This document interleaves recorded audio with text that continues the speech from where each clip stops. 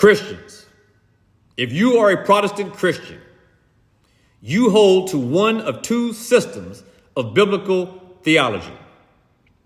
One is the Arminian school of theology, and the other is the Calvinist school of theology.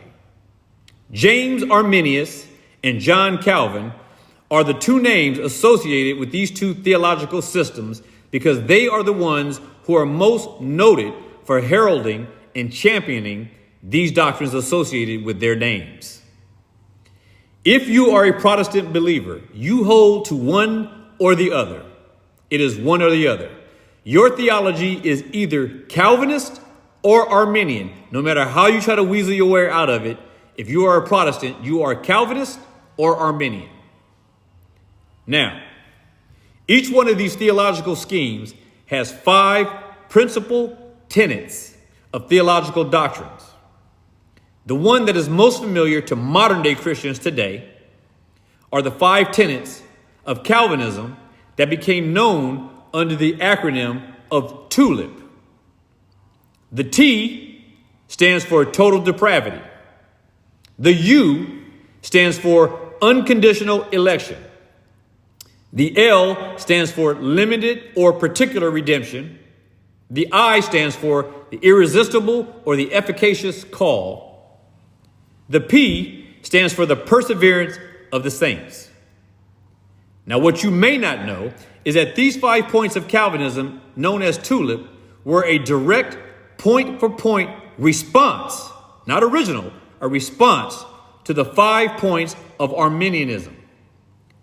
In 1611, the year of the authorization for the King James Version Bible, and just 1 year after the death of James Arminius, who died in 1610, his followers, known as the Arminian Party, drafted 5 articles of faith based on James Arminius' teaching in the form of a protest to the state of Holland.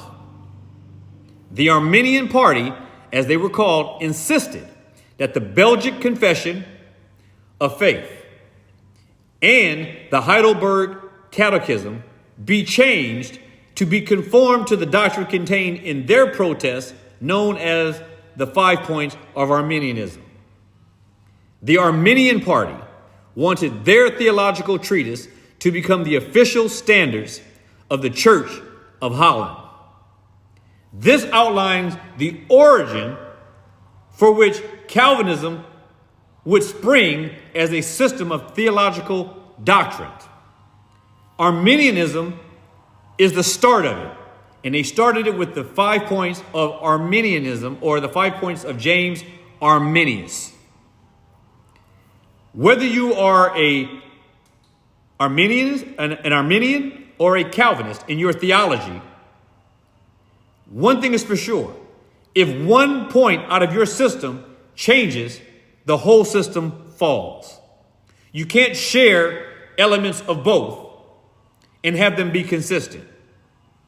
So in the next few parts to this system or to this presentation that I'm making, you're going to have to decide where you stand.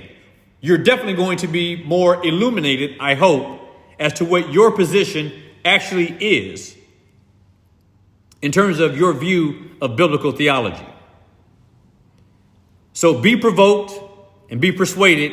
And I hope that this helps one way or the other in shaping your understanding of what it is you believe. Because so many people, they know what they believe, they just don't know why.